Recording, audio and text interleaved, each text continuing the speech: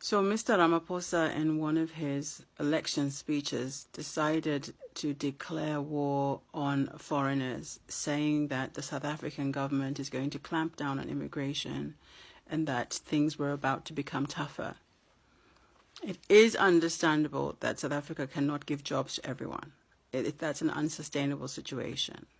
However, let's take a look at the Zimbabwe situation and how Mr. Ramaphosa himself is part of the problem.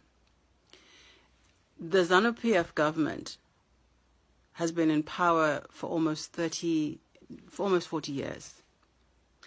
And they have not won elections for a long time, since perhaps the 2000s.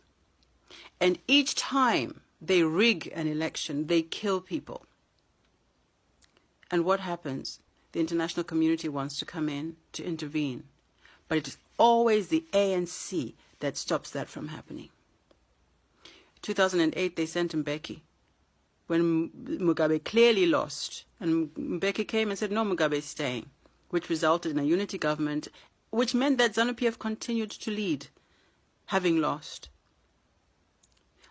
We're not saying that Ramaphosa and ANC are responsible for what the government in Zimbabwe are doing. What I'm saying is they are responsible for propping up this government, for protecting it against intervention. The intervention that we, the people of Zimbabwe, need in order to stay in our country. South Africans need to understand that Zimbabweans don't want to leave their country. But what are we supposed to do when our government opens fire on us on the street when we demonstrate against them?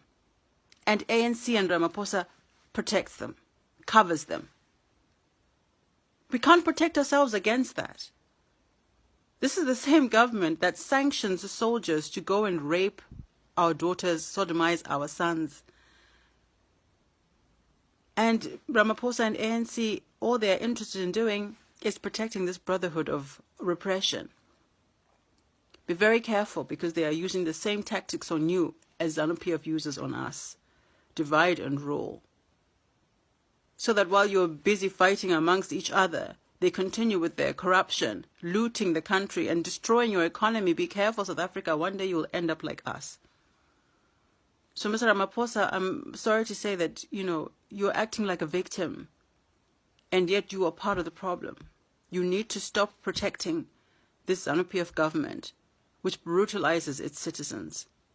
And we as Zimbabweans, as long as we are under this situation, and as long as ANC and Ramaphosa continue to protect and cover ZANU-PF, I'm afraid, South Africans, that you'll have to understand that you will need to continue to accommodate your brothers and sisters from Zimbabwe, because South Africa is the nearest place where they can find shelter and where they can find employment.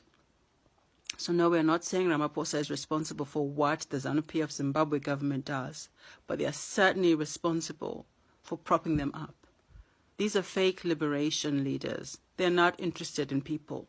How can they be interested in protecting black people when they're okay with their neighbors being violated? Be careful, South Africa. You may end up just like Zimbabwe.